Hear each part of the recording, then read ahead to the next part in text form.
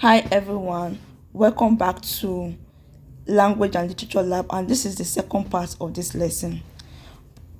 Types of nouns, proper nouns and common nouns. Proper nouns are names of particular people, and they normally start with capital letter irrespective of where they are in the sentence. While common nouns are names of a group of people, or a whole class rather, names of a whole class.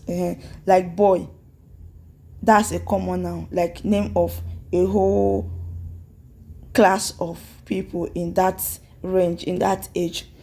Then the proper noun for a boy could be Ola, Dami, Samuel, John, James, and others.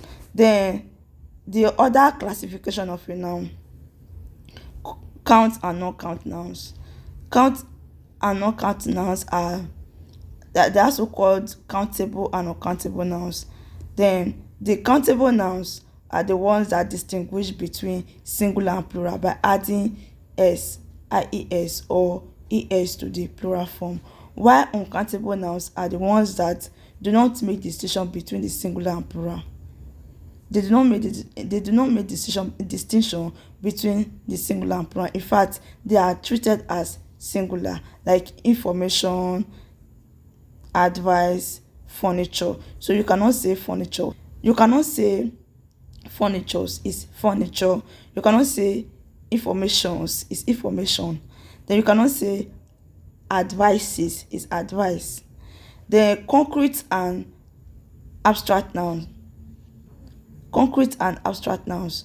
Concrete nouns are the nouns that you can see, feel, and touch, while abstract nouns are the nouns that you just know they exist, but you cannot touch them, like beauty, hunger, freedom, equality, intelligence, and all that. Then functions of nouns. See, this is the one that is very, very important to me. Even if you do not understand this class, make sure you understand this one. This is one aspect of nouns that, in fact, this is even the reason I am teaching this whole thing about nouns, because this is what many students do not know about nouns, and that's why they find it difficult to answer that passage, that part in comprehension passage that says identify, or what is the grammatical name given to the above expression, and what is the function. If you do not understand the functions of nouns, you are not going to understand noun clause and noun phrase. That's not possible. So that's why I normally make sure I teach my students the functions of noun. So be the subject of a verb. A noun, the functions of noun. A noun can be the subject of a verb. When the noun is the subject of a verb, it means that the noun is before the verb. For example, Ada borrowed my book. Ada is a noun and is before borrowed. Borrowed is a verb, so Ada is the subject of the verb borrowed. Then a noun can also be the object of a verb. When it's the object of a verb, it means it is after the verb. Olu killed the snake. The snake is a noun and is after the verb killed, so it is the object of the verb killed. A noun can also act as the subject complement. When it is the subject complement, it means that it is the same thing as the subject. For example, Janet is my friend. Who is my friend? Janet. Who is Janet? My friend. So that is subject complement. The other example, our candidate became the winner. Who became the winner? Our candidate. Who is our candidate? The winner. So that's subject complement. Like winner is the complement of the subject, our candidate, while friend is the complement of the subject, Janet. Then noun also act as the object complement. When we have two nouns as the objects of a verb, that's when two nouns occur after a verb. The first one is the object, while the other noun, harmony, is the complement of the object, me.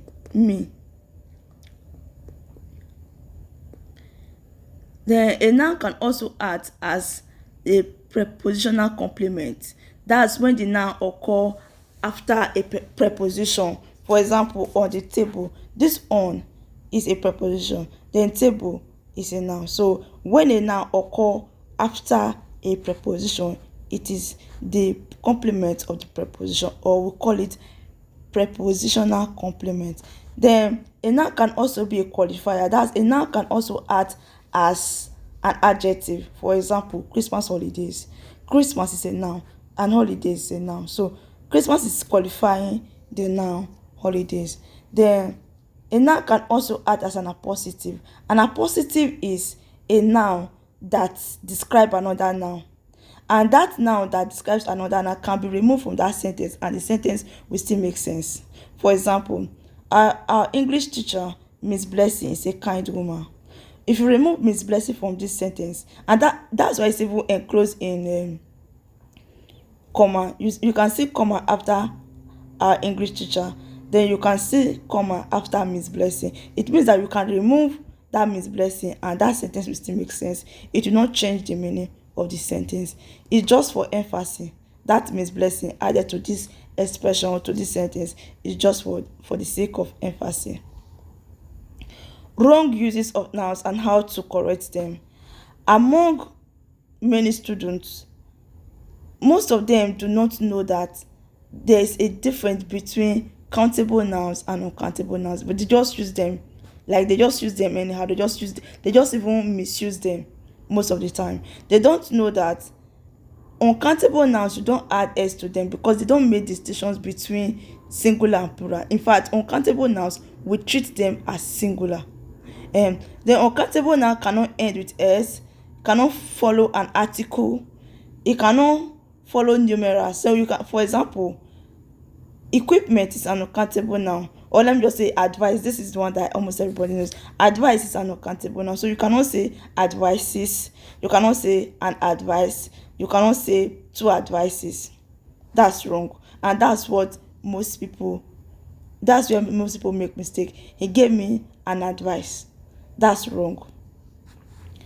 Then uncountable nouns cannot occur after quantifiers like many. He gave me many advices. No, that's very wrong.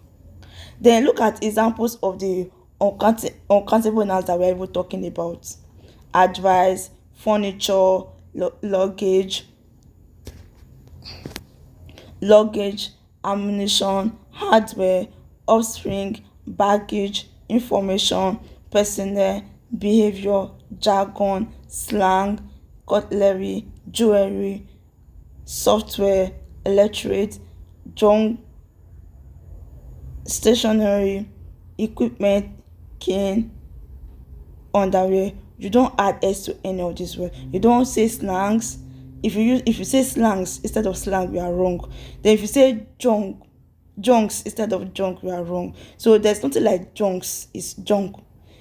There's nothing like jargons is jargon.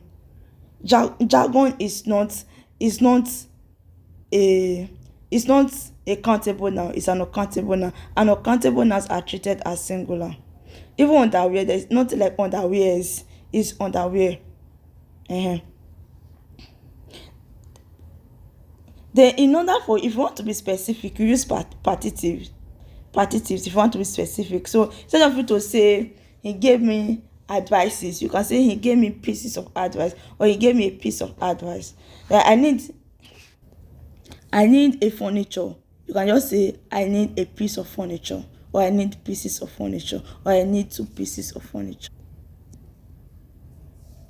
Note, there are some words that can either be countable nouns and also be, there are some words that can function or that can act as both countable and uncountable. Now there are many, but some of them are game, capital and stuff. So game can be a wild animal, and game can also be sport like the ones that we play. So the one that refers to wild animal is uncountable, while the one that refers to sport is countable. That's games.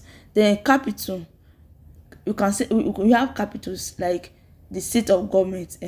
For example, Abdelmaya, Adamawayola, just like that. So that one is countable. Why the one that that means what we use to start a business is uncountable. Then staff also just like that.